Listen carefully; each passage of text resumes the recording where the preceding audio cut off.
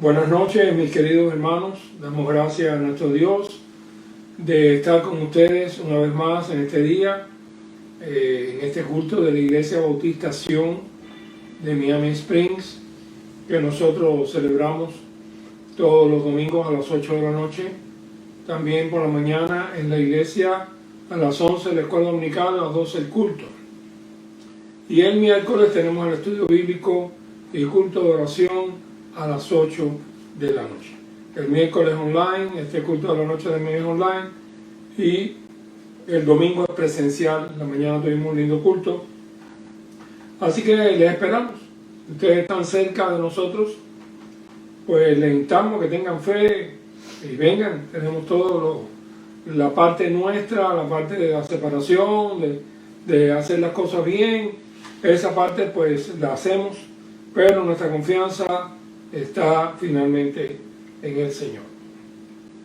Estamos todavía empezando el año 2021 y el año 2020 pues vino con tremendísimas cosas inesperadas, muchas de ellas, la mayoría malas, por la pandemia. Vimos personas irse con el Señor, amigos. Quizás no fue ninguno de la iglesia que murió de COVID, pero sí 2 congregadas murieron de otra cosa.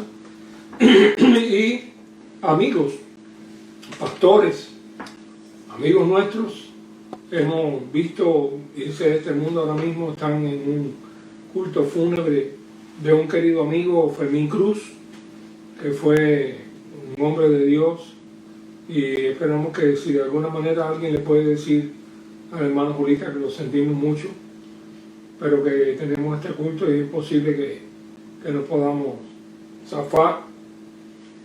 En fin, estamos comenzando este año con la perspectiva de que en la medida que Dios nos permita ir recobrando, a la hora de recobrar todo lo que nosotros hemos dejado de hacer, poco a poco, de acuerdo a las posibilidades, tenemos que hacerlo. En lo que dependa de nosotros, tenemos que tratar de volver a todo eso que la iglesia necesita: los programas de niños, los programas de jóvenes, los programas de la unión de preparación, de música.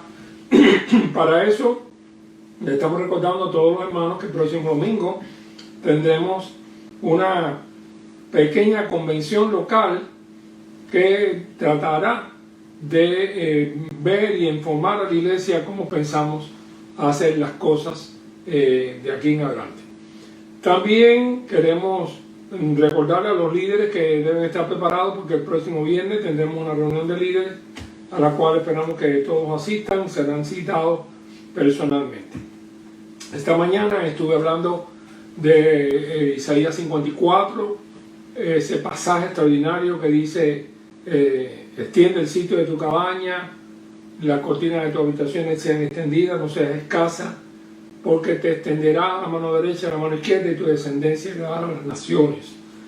Mensaje de Isaías de esperanza a su pueblo, que el célebre misionero Guillermo Cari lo usó como el basamento espiritual y doctrinal de su gran sermón inmortal, sermón que movió a los corazones de sus compañeros en Northampton. Se formó la Sociedad Misionera de Northampton, que después crearía la famosa misión en Serampore en la India, donde se tradujo la Biblia a 35 idiomas y dialectos.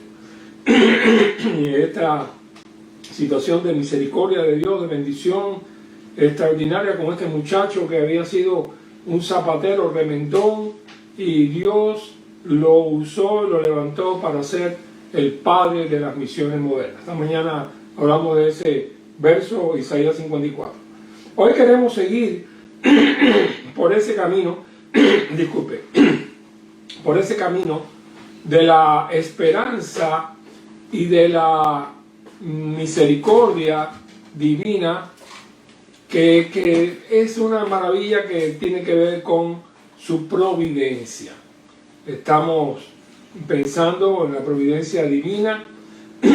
Perdón, para tomar un poquito de agua.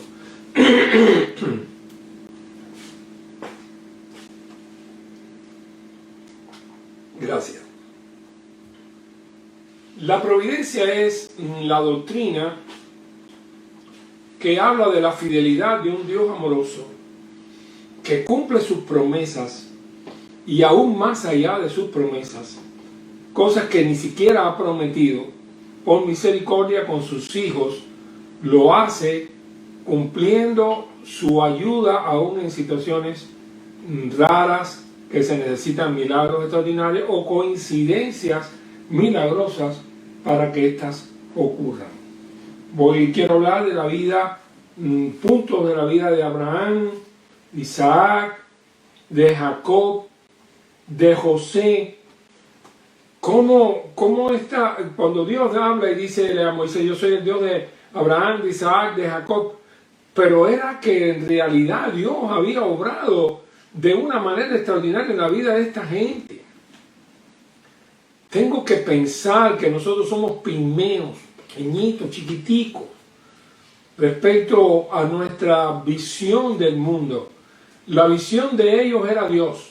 La visión de nuestra es, no sé, el avance, el desarrollo material y cultural, el desarrollo familiar. Nosotros tenemos la esperanza demasiado puesta en este mundo. No se puede poner la esperanza en este mundo a no ser que usted no tenga ninguna esperanza más. Que no sea eso. Esos son, por ejemplo, los inconversos o las personas que no creían en Dios. Pero aún los cristianos creyendo en Dios y aún confiando en Jesucristo, a veces estamos demasiado envueltos, porque a la hora de decidir, ¿qué decidimos? ¿Lo espiritual o lo material? ¿Qué es lo primero? En tiempos de nuestra juventud se discutía eso. Una época de la discusión, del materialismo, de que si Dios hizo el mundo, que si el mundo se hizo solo. Tuvimos que discutir en aquellos tiempos con aquellos que nos presionaban y aquellos que querían quitarle a Dios la gloria.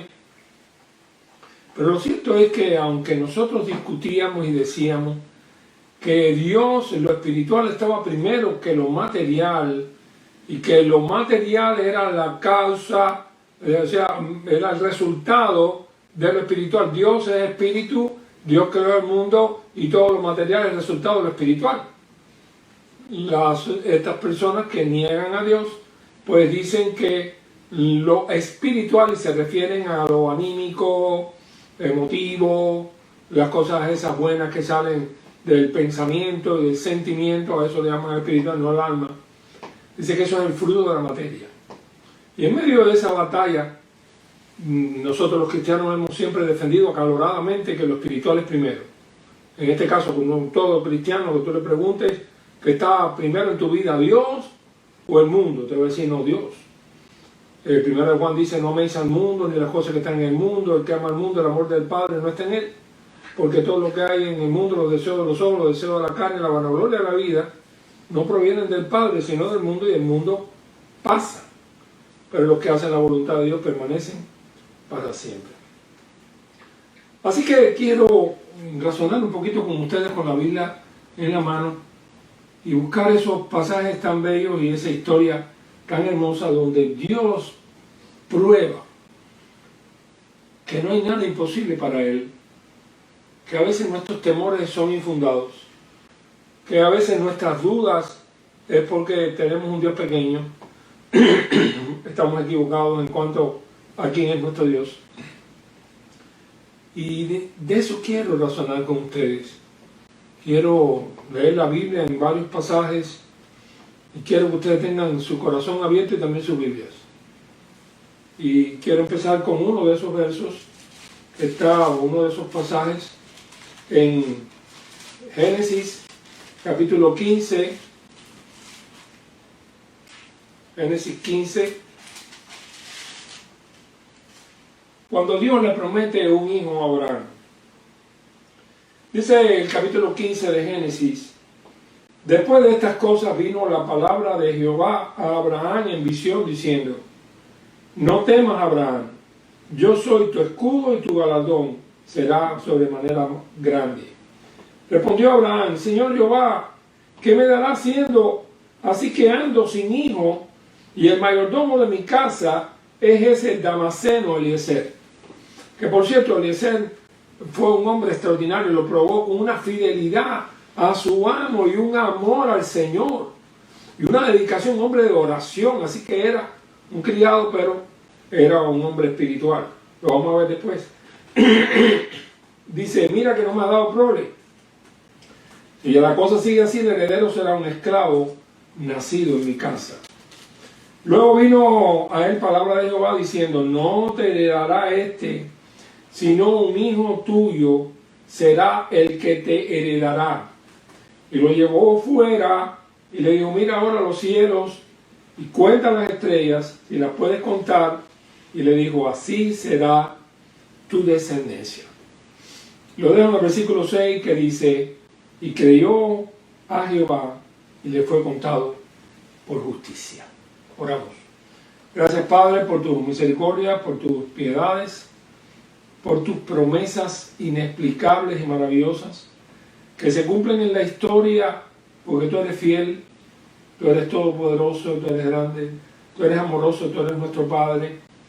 Y aun cuando nosotros, Señor, estamos llenos de dudas, llenos de mezcla en cuanto a nuestro servicio a ti y al mundo, aún así nos amas a través de la sangre de Jesucristo, tu Hijo, en la cruz del Calvario, y nos has tomado como pueblo, y nos has usado, Señor, a través de los siglos como hijos tuyos, para predicar el Evangelio de Jesucristo, y que en realidad la herencia y los herederos de Abraham sumen millones y millones a través de la historia. Pedimos, Padre Celestial, que en este comienzo de año, cuando hay tantas dudas, tantas preocupaciones, tantas angustias en los corazones, que nosotros no miremos la grandeza de los problemas o de las dificultades, que seamos capaces de mirar la grandeza tuya, Señor, y que nuestra fe crezca, nuestra esperanza también, que nosotros podamos confiar en ti como un hijo confía en un Padre bueno. Rogamos que nos perdones las veces que hemos dudado, las veces que no hacemos lo correcto, y te pedimos para esta hora tu misericordia y tu dirección. En el nombre de Jesús. Amén. Bien. Sí, vuelvo de nuevo al agua. Bueno, yo quiero que, primero que todo, veamos que Israel en la historia era un pueblo que vivía en un pedacito, pero ese pedacito que se llama Palestina, que tenía en la parte occidental el mar Mediterráneo, al oeste o al este el río Jordán, y después del lado allá las montañas, y que por el norte estaba allá el río Éufrates y el sur estaba Egipto, en una zona semidesértica. Tenía una cosa que se conocía mucho en aquella época, era un río maravilloso, que era el río Jordán, pero no solamente un río, sino tenía todo un lago de agua dulce, que era el mar de Galilea o de Genesaret. Imagínense ustedes, en aquellas regiones semidesérticas, las ciudades y las casas y los plantíos alrededor del mar de Galilea y cerca podían tener unas posibilidades extraordinarias para plantar, aún en medio de todo aquel desierto, plantar árboles, plantar muchas cosas de comer, en fin. Las naciones que estaban por allá arriba no tenían esas cosas. Así que era un lugar fértil, hermosísimo, que Dios le promete a Abraham. Mirando allí Génesis capítulo 12, cuando Dios llama a Abraham, que estaba allá en Ur de los Caldeos, allá en Mesopotamia, dice en el capítulo 12, primero ahí dice, pero Jehová había dicho a Abraham, vete de tu tierra y de tu parentela. Déjame decirle algo. Déjame decirle que Taré el padre de Abraham, Abraham de Nacor y de Harán, dice que él murió en tierra de Ur de los caldeos, pero que tuvo idea de venir a Palestina. En este caso, Dios se le aparece a Abraham allá y le dice: vete de tu tierra y de tu parentela y de la casa de tu padre a la tierra que te mostraré, y haré de ti una nación grande, y te bendeciré y engrandeceré tu nombre, y serás bendición. Bendeciré a los que te bendijeren, a los que te maldijeren maldeciré, y serán benditas en ti todas las familias de la tierra a través de ti. Esto que le dijo Dios a Abraham, pasaron muchísimos años. Dice que era Abraham de edad de 75 años cuando salió de Harán. Así que 75, 85, 95. Quiere decir que ya era un viejo, y 24 años más tarde, todavía mucho más viejo, Abraham todavía no tenía hijos. Y no sabía cómo de su descendencia iba a poblarse toda aquella tierra. Así que la promesa que Dios le había dado a Abraham se veía un poco en el aire. Era para dudar de que se pudiera cumplir. Más adelante, en el capítulo 15, es cuando Dios promete a Abraham un hijo. Después de estas cosas vino la palabra de Jehová a Abraham en visión diciendo: no temas, Abraham, yo soy tu escudo y tu galardón será sobremanera grande. Respondió Abraham: Señor Jehová, ¿qué me dará siendo que ando sin hijo? Y el mayordomo de mi casa, este Damaseno Eliezer. Dijo también Abraham: mira que no me has dado prole, aquí que este será mi heredero, un esclavo nacido en casa. Y es cuando Abraham le dice: no te heredará este, sino un hijo tuyo, el que te heredará. Y es cuando lo saca afuera y le enseña las estrellas. Todavía pasaron años sin que Abraham viera este sueño, este encuentro y estas promesas cumplidas. En el capítulo 17 de Génesis ya había nacido Ismael, porque Sara se impacientaba y había que tener por lo menos un medio hijo que ninguno, y entonces le entregó a Agar para que él tuviera prole. Dice que en el capítulo 17 de Génesis, escuchen esto, hermano, porque esto es importante. Dice: era Abraham de edad de 99 años cuando le apareció Jehová y le dijo: yo soy el Dios Todopoderoso, anda delante de mí y sé perfecto. ¿Qué clase de dos cosas? Ahora vamos a hablar de eso. Y pondré mi pacto entre mí y ti, no entre yo y tú. Después les voy a explicar. Y te multiplicaré en gran manera. Entonces Abraham se postró sobre su rostro y Dios habló con él diciendo: he aquí mi pacto es contigo, serás padre de muchedumbre de gente, no se llamará más tu nombre Abraham, que quiere decir padre enaltecido, sino que tu nombre será Abraham, que quiere decir padre de multitud, porque te he puesto por padre de mucha gente, y te multiplicaré en gran manera, y haré naciones de ti, y reyes saldrán de ti. Estableceré mi pacto entre mí y ti, y tu descendencia después de ti en sus generaciones por pacto perpetuo, para ser tu Dios y el de tu descendencia después de ti. Y después le promete la tierra de Canaán en heredad perpetua. Te daré a ti y a tu descendencia después de ti la tierra en que moras, toda la tierra de Canaán en heredad perpetua, y seré el Dios de ellos. En cuanto a ti, guardarás mi pacto, tú y tu descendencia después de ti, por sus generaciones. Y ahí entonces es que le da la señal del pacto, que es la circuncisión. Así que se lo prometió allá, pasó un tiempo, parecía que Dios se le había olvidado lo que le había prometido. Ahora, cuando tiene 99 años, se lo vuelve a prometer, le vuelve a prometer ahora la descendencia.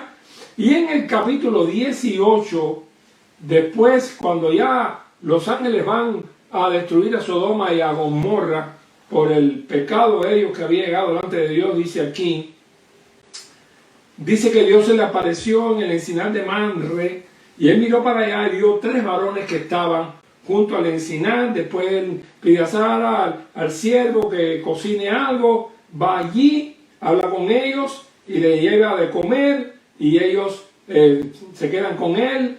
Y en el versículo 9 dice, ¿dónde está Sara tu mujer? Y él respondió, aquí en la tienda. Entonces dijo, de cierto volveré a ti según el tiempo de la vida, y aquí que Sara tu mujer tendrá un hijo. Y Sara estaba escuchando.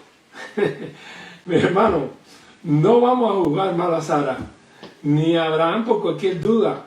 Le están diciendo a un hombre de 99 años que va a tener un hijo. Y a una mujer, oiga esto, Sara tu mujer tendrá un hijo. Sara escuchaba a la puerta de la tienda que estaba detrás de él.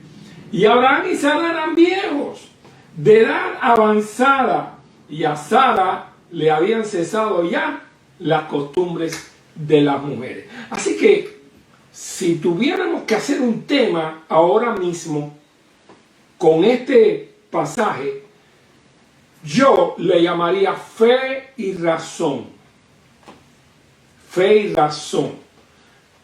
Nosotros, si usted tiene la mente un poco aguda y demás, pues va a tratar de buscar causas y consecuencias en todas las cosas que se mueven alrededor suyo, y también tienen que ver con Dios y con su palabra. Pero lo cierto es que la razón no es la mejor consejera para entender las cosas de Dios. Porque a veces son razonables, pero a veces no son razonables. No era razonable que la victoria de Jesucristo estuviera en su muerte.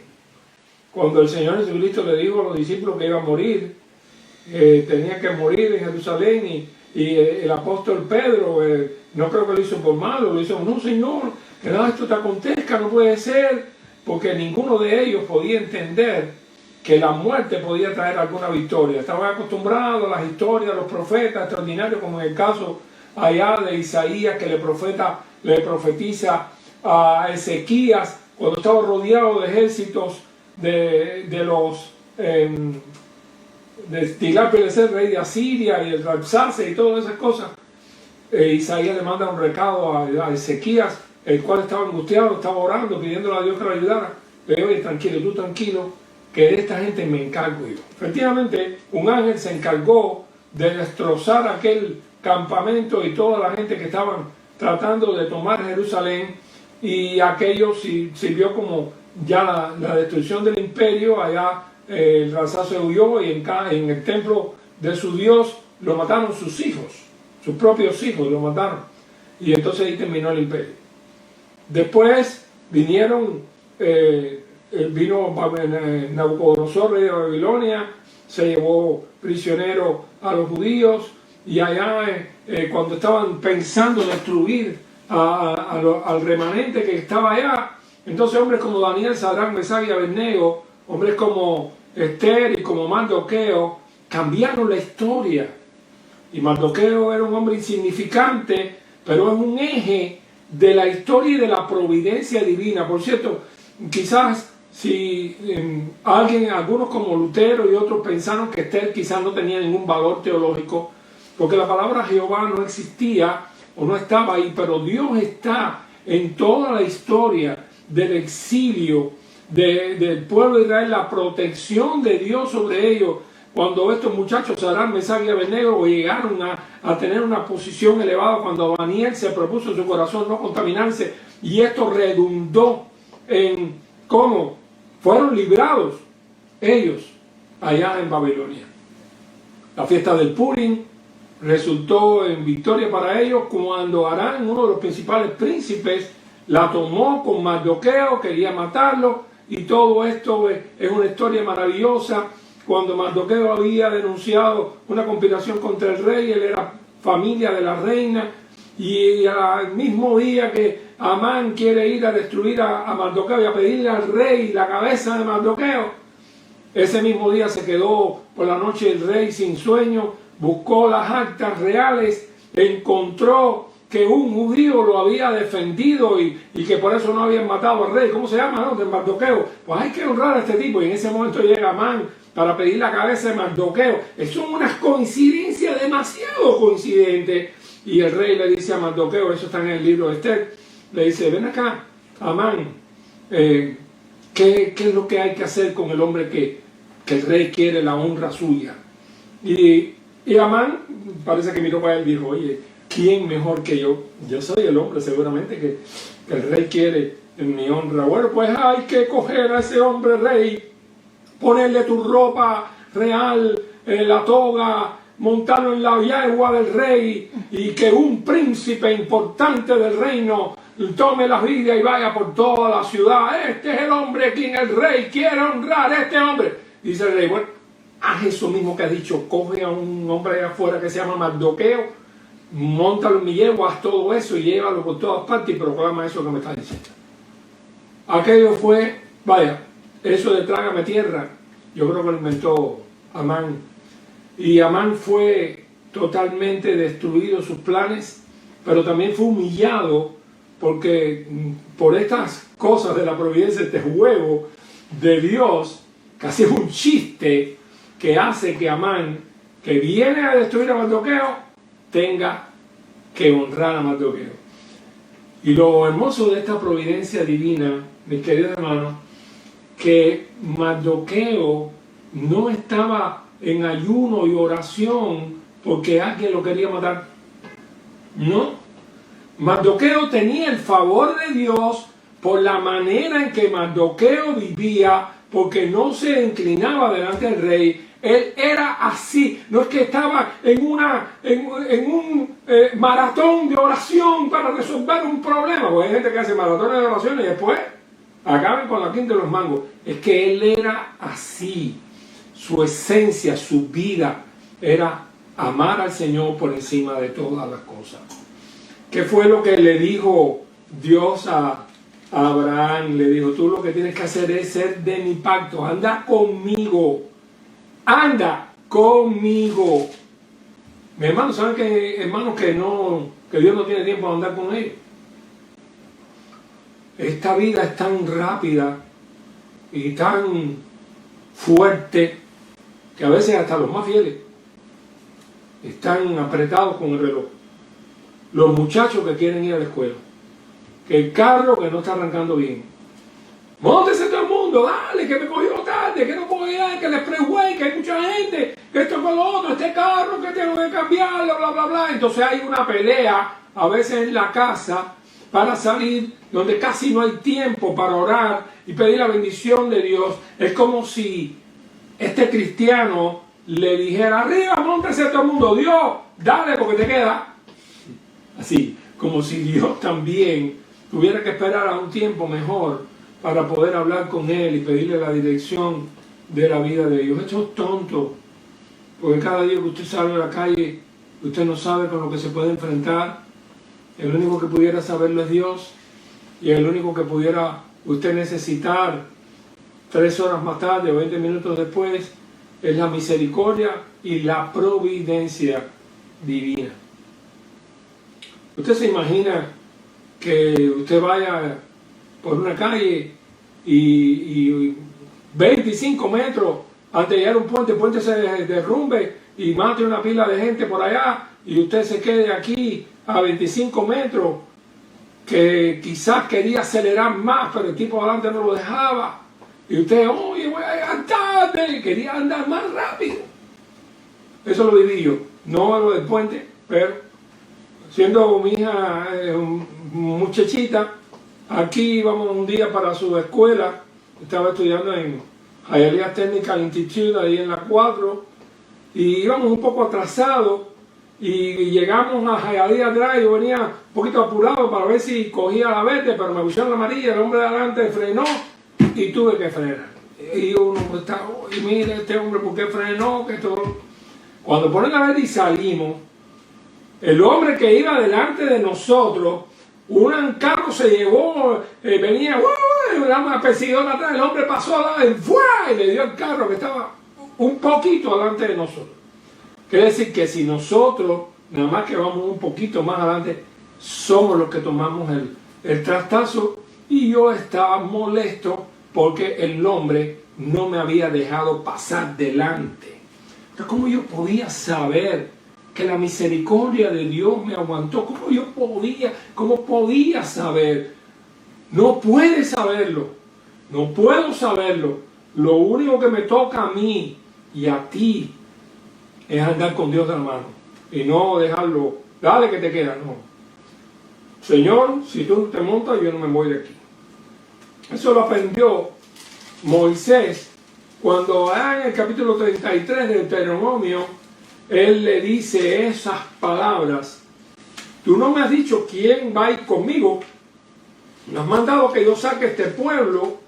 Y él sabía con lo que se enfrentaba, andar con un pueblo por el desierto, con todas las dificultades que había en el desierto, con las poderosas hordas de los ejércitos egipcios y toda aquella gente que querían liquidarlos a ellos. Entonces fue que él le dice esa frase: Señor Jehová, mira, tú me dices a mí, esto es Éxodo 33:12, saca este pueblo y tú no me has declarado a quién enviarás conmigo. Sin embargo, tú dices: yo te he conocido por tu nombre y has hallado gracia en mis ojos. Ahora pues, si yo he hallado gracia en tus ojos, te ruego que me muestres ahora tu camino para que te conozca y halle gracia en tus ojos. Y mira que esta gente es pueblo tuyo. Y entonces dice que Dios le dice: mi presencia irá contigo y te dará descanso.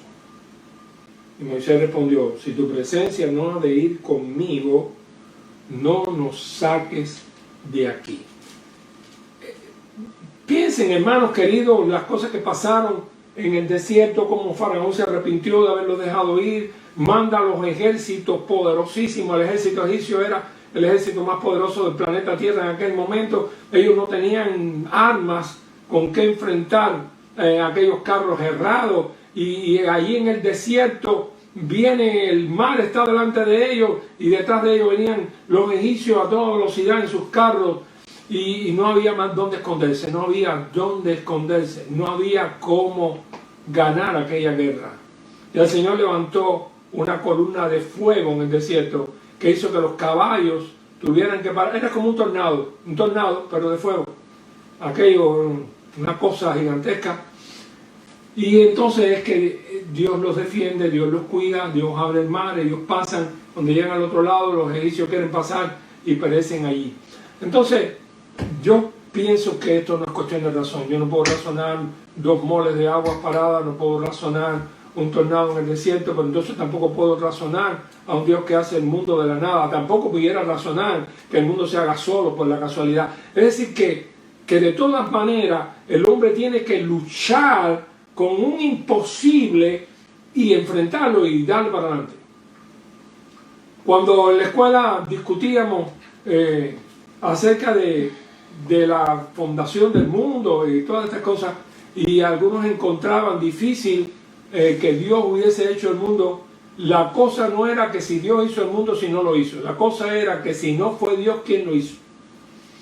Y ahí es donde patinaban las teorías, y a través de los siglos los teóricos de cómo se hizo han cambiado la bola todos los días y han dicho 25 millones, 100 millones, 1000 millones, y la nebulosa, y Camille Laplace, y el Big Bang, y todas esas solamente son eso, hipótesis. Hipótesis porque una teoría hay que probarla, pero una hipótesis todavía está sin probar. Entonces, mis queridos hermanos, la casualidad no es creadora. Además, cuando usted ve una cadena de casualidades, usted dice: wow, alguien que está haciendo trampa en esto. Uno de esos tratados que leíamos de Samuel Vila en aquella época antigua, estoy hablando de los años 60, cuando discutíamos sobre la creación, ese tratado de Samuel Vila, me acuerdo que tenía, algunos de los más antiguos que están oyendo se acordarán de aquel que tenía fuera como un molino, y decía casualidad o suprema inteligencia. Por lo menos a mí, como joven de aquella época que tenía un choque contra la filosofía materialista, y a otros jóvenes como yo, nos hizo mucho bien. Seguro que alguien de los que está oyendo y puede mandarlo a decir. Dice, yo me acuerdo de aquel tratado de Samuel Vila, que por cierto conocí a su hijo, que era uno de los líderes de los libros CLIE para los seminarios en España. Así que Samuel Vila tenía muchas cositas en ese, por ahí por el internet se debe poder conseguir. Y había preguntas que se llamaban casualidad o suprema inteligencia. ¿Esto es una casualidad o suprema inteligencia? Había una, no sé si exactamente estaba ahí, pero que si usted coge y teclea en un linotipos son esas cosas que se hacen letricas para la imprenta, para hacer entonces esas cosas que se ponen en los periódicos, después pasa y printa igual que los printers, pero eran letras de plomo, que eso fabricaba la letrica. Pues la idea era teclear así, sin conocer, que con todas esas letras en una caja se tirara para arriba y cuando cayeran solas se formara una gran poesía, una hermosa poesía. Y que esa es la casualidad que se podía dar con todos los elementos que forman el universo para que todo eso se organizara solo. Claro, la cosa era más complicada que esto. Porque la cosa no era que nunca se formara la poesía. Porque te decían, bueno, 1000 veces se falló y 2000 y 5000 y 100, pero tal vez en 1000 millones de veces entonces ocurre la poesía. Así que eran los zapaticos me aprietan, las medias me dan color. No, espérate, rompe eso, tiene que ser calor. Y había que volver para atrás de nuevo a la poesía. La otra cosa que aparecía ahí era que, por ejemplo, si alguien lo ve usted padecer trabajo y tirar para arriba y no sale la poesía y no sale, le dice, déjame probar a mí, déjame hacerlo yo. Coge las letras, mueve un poquito, lo tira, ¡fua! Y sale la poesía. Oye, pero mira, te salió la poesía. Y dice, no, espérate, una vez más. Taca, taca, taca, taca, taca, taca, ¡fue! ¡Pa! Y otra poesía. Dice, ¿cómo? No, espérate, una vez más. ¡Fuácata! ¡Pa! Y otra poesía. Y ¡fuácata! ¡Pa! Y 20 veces sale y 20 veces la poesía. ¿Qué pensaría usted? Porque yo le voy a decir lo que yo pensaría. Que hay una maraña ahí. Que alguien está haciendo trampa. Que la casualidad no puede ser 1, 2, 3, 5, 10, 15. Pues eso es lo que nos han dicho, lo que nos decían, lo que no querían creer que Dios hizo al mundo. Era una cadena de casualidades tan grande, sin equivocarse. Todo casual. Las cadenas de coacervado, los aminoácidos, la proteína, y que todo eso nunca falló para poder hacer un cosmos y no un caos. Nosotros preferimos creer en Dios, en un Dios que tenía el poder de hacer las cosas, un Dios que tenía la sabiduría para hacer las cosas y un Dios que tenía el deseo de hacer las cosas. Así que si usted es un creyente, si usted es un cristiano, si usted ha creído en Jesucristo como el Señor y Salvador, tiene que recordarse de que cuando el Señor Jesucristo fue designado para venir a esta tierra, a morir y a tomar nuestro lugar, Él era el Verbo, la segunda persona de la Trinidad. Cuando usted lee Juan, en el capítulo 1, dice que es la segunda persona, la primera persona es Dios, y que el Verbo fue quien hizo todas las cosas. Dice Juan 1:1, en el principio era el Verbo, y el Verbo era con Dios, y el Verbo era Dios. Este era en el principio con Dios. Todas las cosas por Él fueron hechas. Sin Él nada de lo que ha sido hecho fue hecho. Y en el 14 dice, y aquel Verbo se hizo carne. Entonces tenemos la historia de la Navidad, la historia de Belén. El Verbo que viene a este mundo, visita este mundo como Dios hecho carne, para entonces poder, con su cuerpo físico y perfecto, morir por nosotros en la cruz del Calvario. Eso es un milagro tan hermoso. Se cumplió Isaías 7:14, que había dicho el profeta Isaías, y la Virgen concebirá y dará a luz un hijo y llamará su nombre Jesús, porque él, o Emanuel, porque él será Dios con nosotros. Y esto se cumple. Pero es hermoso ver cómo se cumple. Cuando María y José vivían allá en Nazaret, la profecía era que él tenía que ser el hijo de David, tenía que nacer en Belén. ¿Por qué tenía que nacer en Belén?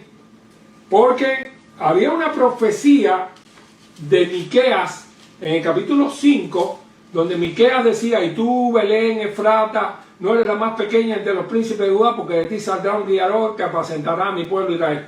Eso tenía que cumplirse, pero entonces tenía que nacer en Belén, y ellos vivían en Nazaret, así que estaba muy lejos de allá acá. Ahora, lo que dice la Biblia en Isaías 7:14, la Virgen concebirá y dará a luz un hijo. Así que en el tiempo que tenía un poco antes de nacer Jesús, sale un edicto de Augusto César, que todo el mundo tiene que empadronarse en el lugar donde nacieron sus familiares, sus antepasados.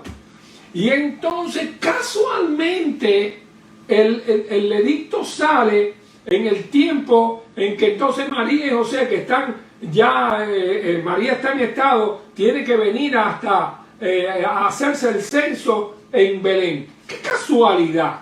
Que en ese tiempo sale el edicto que hace que María y José vengan hasta Belén. Estando ellos allí, se cumplen los días de eso. Pero el problema está que antes de esto, en Lucas capítulo 1, dice que al sexto mes de Elizabeth estar en estado que no podía tener hijos, dice que fue enviado Gabriel a una ciudad de Galilea llamada Nazaret, a una virgen que estaba prometida, no había tenido relaciones con José, de la casa de David, y el nombre de la virgen era María. Y entrando el ángel en donde ella estaba, dijo: salve, muy favorecida, el Señor es contigo, bendita tú entre las mujeres. Y ella, cuando le vio, se asustó de aquello. El ángel le dijo: María, no temas, porque has hallado gracia delante de Dios, y ahora concebirás en tu vientre y darás a luz un hijo, y llamarás su nombre Jesús. Este será grande y será llamado Hijo del Altísimo, y el Señor Dios le dará el trono a David su padre, y reinará sobre la casa de Jacob para siempre, y su reino no tendrá fin. Pregunta de María, la pregunta de la razón: ¿cómo será esto? Porque yo y José no hemos tenido relación. Yo no he tenido relación con nadie nunca. ¿Cómo se ha conectado? ¿No se dan cuenta, mis hermanos, que nuestra mente, la razón humana, no puede meterse en el campo de la potestad divina? No podemos. Nosotros no podemos. Tú no puedes razonar cómo Dios hizo al mundo. Tú no puedes razonar cómo Dios hizo al hombre del polvo de la tierra. No es razonable. No es la razón. Pero lo bueno, te voy a dar una buena noticia, por si acaso te viniera la duda. Quiero decirte que en el campo de la ciencia humana, de la ciencia del laboratorio, de la química, de la física, en este mundo sencillamente del saber humano, hay cosas que son milagros de la ciencia, que te acostumbras a verlo como si fuera una cosa sencilla, pero si vas a razonarlo o vas a explicarlo, vas a encontrarte que tú no lo puedes ver. Casi siempre tú no lo vas a poder, ni yo lo voy a poder explicar. Mi querido profesor de teología de primer curso de Nemesio en el seminario, él decía que había cosas que nosotros las entendíamos y había cosas que las aprendíamos. O sea, ustedes comprenden unas cosas y aprenden otras. Entonces la cosa era así. ¿Usted sabe cómo se origina la luz? Cómo la luz viene por el cablecito y cómo llega allí y se convierte en luminotecnia. Pudiera ser que alguno de ustedes tenga conocimiento de lo que hizo Edison, lo que inventó y cómo los filamentos esos se calientan, el positivo y el negativo, y entonces producen luz, y la bombilla incandescente, y después ahora vienen los LED, y todo eso son sencillamente para convertir la corriente eléctrica en luminosidad. Pero ¿qué por ciento de la población del mundo tendría que saber eso antes de poder prenderle la luz de su casa? Llega a la casa, abrió la puerta, pone el dedo sobre el interruptor y cuando lo va a prender, una voz le dice: ¿tú entiendes lo que va a pasar? Y le dice: sí, yo entiendo que le voy a dar para arriba y va a haber luz. Pero tú entiendes científicamente lo que va a pasar allí arriba. No, yo no entiendo eso. Yo lo que sé es que para arriba es prendido, para abajo es apagado. Entonces él lo que decía era que nosotros aprendemos a usar ciertas cosas, a aprenderlas, pero no comprenderlas. Y que las usamos y son tan sencillamente para nosotros como si eso estuviera bien aprobado, pero no está aprobado por nuestra mente, está aprobado por nuestra costumbre. Y así vivimos. Y son 1, 200, miles de cosas que aprendemos a usarlas. El televisor, como él decía, en aquella época, ¿no? Él decía, ¿cómo se mete Rosita Forné dentro del televisor ahí adentro?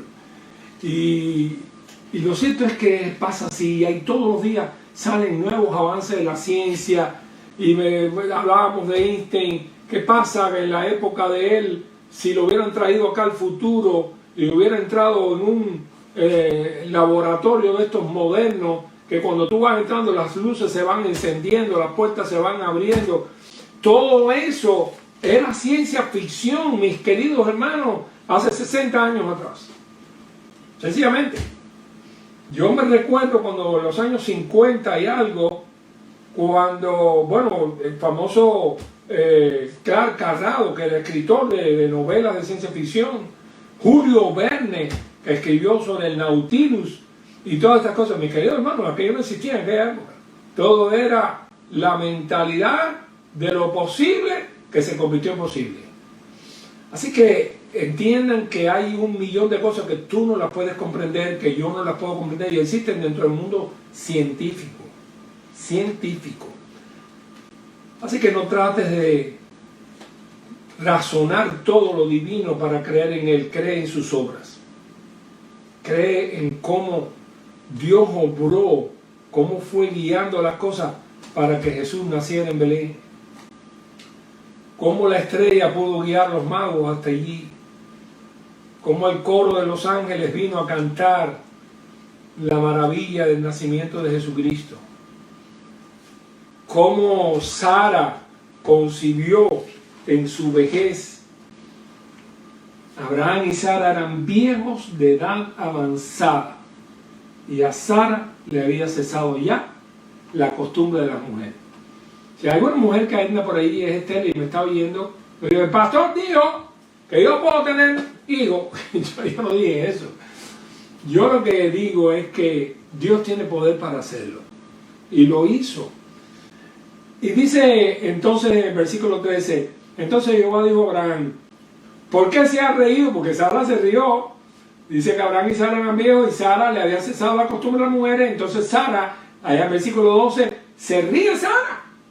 Se rió pues Sara entre sí diciendo, después que he envejecido, tendré deleite siendo también mi Señor ya viejo.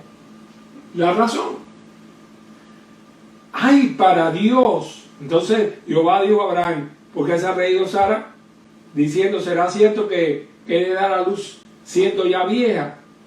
Versículo 14, anótelo hermano, anótelo y coge su Biblia y después lo anota. Génesis 18, 14. ¿Hay para Dios alguna cosa difícil? Pregúntatelo. En el plano humano hay cosas difíciles, y que a veces son realidad sencillamente por la sabiduría que Dios le da a la ciencia. Pero aquí está hablando Dios. ¿Hay para Dios alguna cosa difícil? ¿La respuesta cuál es? La respuesta es no. Al tiempo señalado veré a ti, según el tiempo de la vida, Sara tendrá un hijo. Me llamó la atención que debajo de la mata y en el encinar, Abraham vio a 3. Y ahora, cuando los ángeles ya salen de allí, llegaron pues los 2 ángeles, 2, se quedó uno por el camino. ¿Quién fue el que faltó? Fue Dios. Y alguno podrá pensar que fue una de las revelaciones del Señor. Entonces,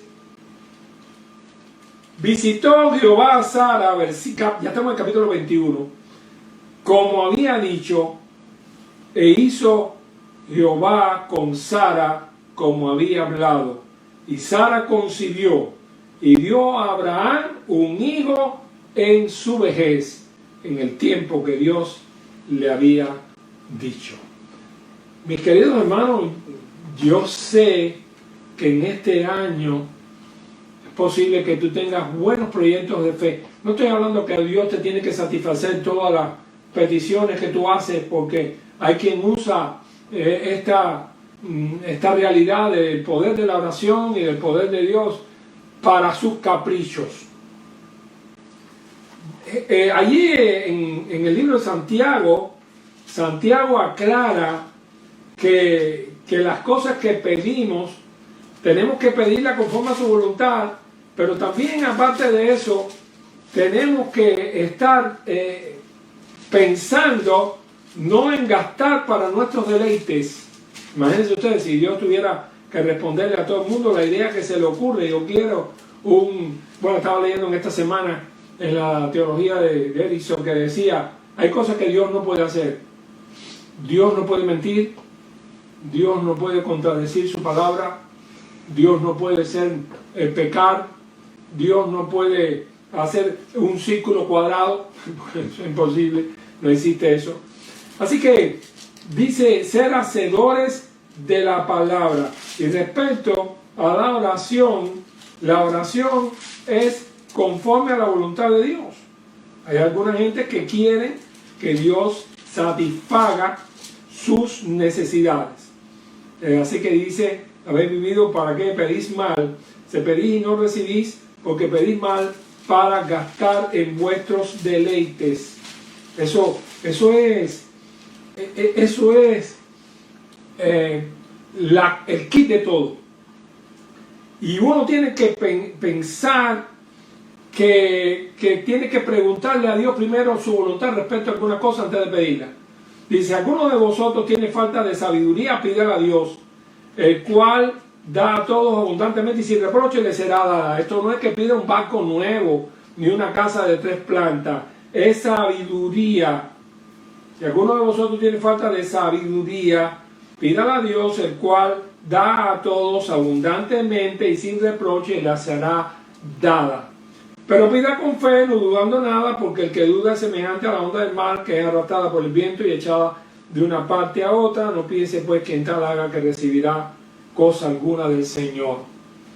Ahora, si usted pide sabiduría para determinar cosas que tiene que obrar o no obrar, yo estoy seguro que Dios le va a escuchar. Y usted también va a tener que ir a la Biblia para ver qué le dice Dios respecto a ese asunto, porque pudiera ser que haya parámetros establecidos que usted quiera que Dios lo viole. Pero si la cosa es que usted quiere que Dios le saque adelante en un examen que usted tiene en esta semana y usted no se ha dignado a abrir los libros y a estudiar, me parece que es un poco falta de ética, ¿verdad? Querer que Dios saque nuestros exámenes. Yo no dudo de que Dios te ayuda. Yo no dudo de que Dios en un momento determinado te puede hasta recordar cuál es la pregunta que va a hacer. Porque a veces yo en la época mía de escolar nunca dejé de ir a la iglesia el domingo. Tenía el lunes un examen y el domingo yo no dejé de ir a la iglesia. Yo tenía que estudiar como un loco el sábado, los días anteriores, pero no el día del Señor.